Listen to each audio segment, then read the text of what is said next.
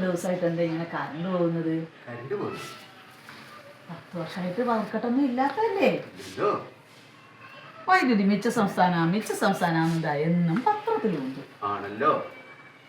പിന്നെന്താ 2 ദിവസമായിട്ട് ഇങ്ങനെ പരീക്ഷാക്കാലം, ഭയങ്കര ചൂട്.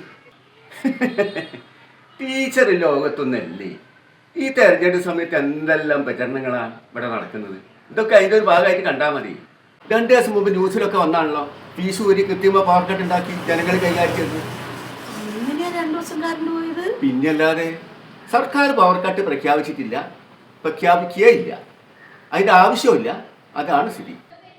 അപ്പൊ ഇതൊക്കെ കള്ളത്തരങ്ങളാ? പിന്നല്ലാണ്ട് വോട്ട് കിട്ടാൻ വേണ്ടി ചെയ്യുന്ന ഓരോരോ കാര്യങ്ങളെ